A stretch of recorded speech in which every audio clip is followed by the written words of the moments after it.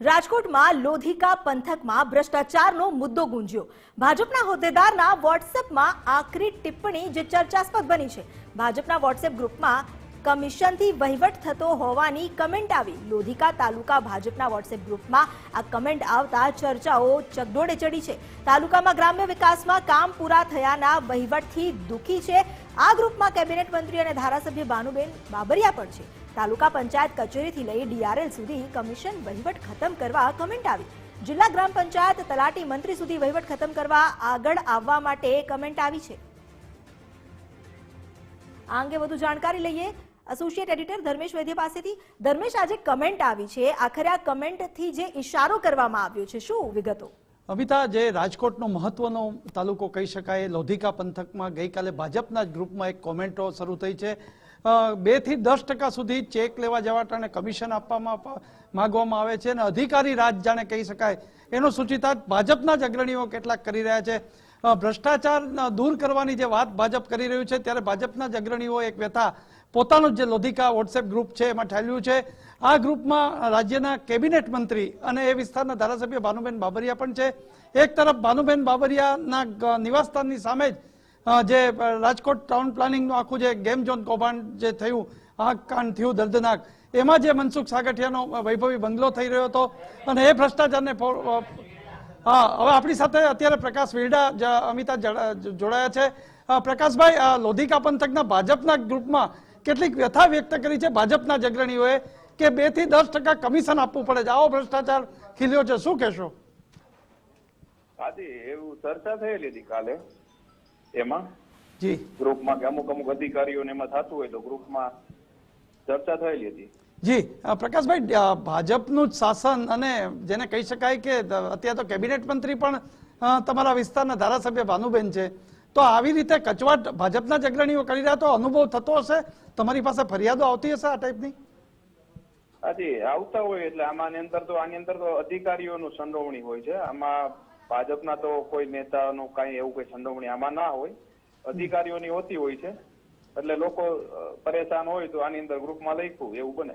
જી, સૌથી વધુ ડીઆરએલ જે કચેરી છે એના ભ્રષ્ટાચારનો પણ એક ઉલ્લેખ કરવામાં આવ્યો છે, તો લોધિકા પંથકમાં જમીન માપણીની ફાઇલોનો હજી નિકાલ નથી થયો કે શું છે? હા, જે આપણે 2017 ની અંદર જે માપણી જે સુધારો કરવામાં આવ્યો સાહેબ, એમાં વાંધા અરજી બધા લોકોએ કરેલી હતી, બરોબર છે? એમાં મારી ખુદની 3 અરજી કરેલી છે વાઘુચડ ગામની। જી, હવે ઈ અરજીની અંદર જે છે મેં 2021 થી કરેલી હતી, 2021 થી કરેલી છે, તો આજ સુધીમાં મારી 3 જગ્યામાં માપણી કરવામાં નથી આવી। એમાં એ 100% તમારી વાત સાચી છે, પણ આની અંદર જે કઈ છે એ અધિકારીઓની સંડોવણી હોય છે।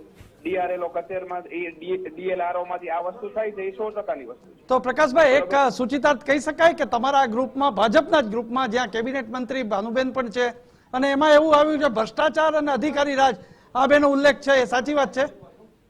એટલે અધિકારીઓ કરતા હોય છે એ 100% કે અધિકારીઓનો અંદર આમાં હાથ હોય છે, બરોબર છે? કારણ કે આની અંદર અધિકારીઓ તો જે કોઈ ભાજપના લોકોને ખબર નથી હોતી કે આની અંદર આ જે છે, પણ અધિકારીઓ ત્યાંથી ડીઆરએલઓ માંથી આજે તમે જોવા જાઓ તો ખૂબ મોટો ભ્રષ્ટાચાર થાય છે।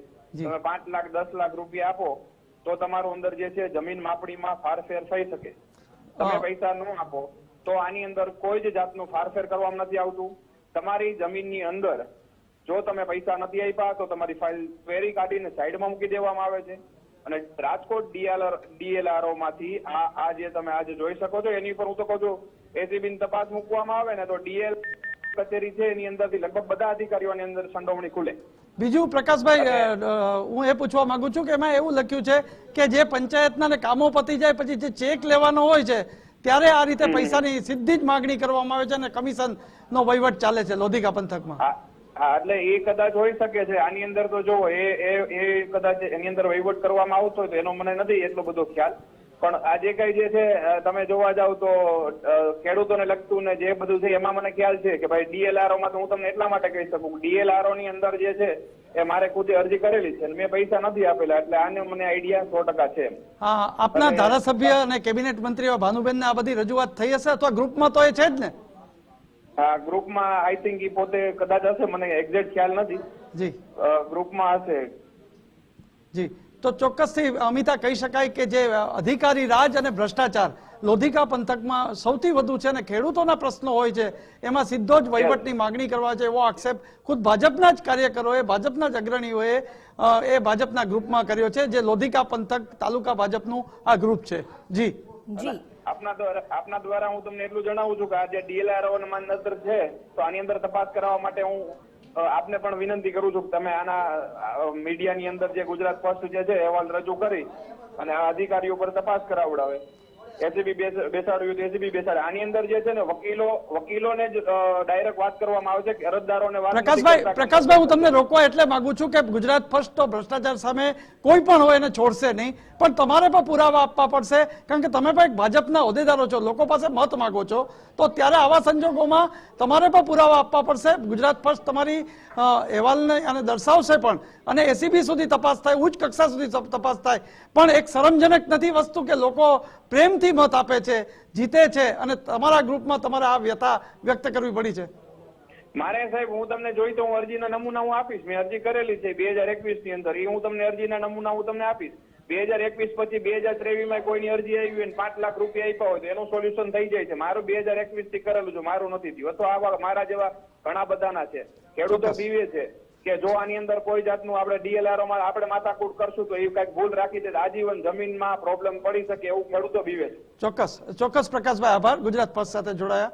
અમિતા, તો સમગ્ર મામલો જોઈ શકાય કે ભાજપના જ ગ્રુપમાં ભ્રષ્ટાચારની જે વાત છે એ છડે ચોક લખાઈ છે અને કેબિનેટ મંત્રી ભાનુબેન બાબરિયાનો મત વિસ્તાર છે. જી આભાર ધર્મેશ. તો અત્યારે આ જે ગ્રુપમાં ચેટ થઈ રહી છે, આ ચેટથી ચોક્કસથી એવું કહી શકાય કે ભ્રષ્ટાચારની બોરિંગો છે, અધિકારીઓના રાજમાં એ વધ્યો છે.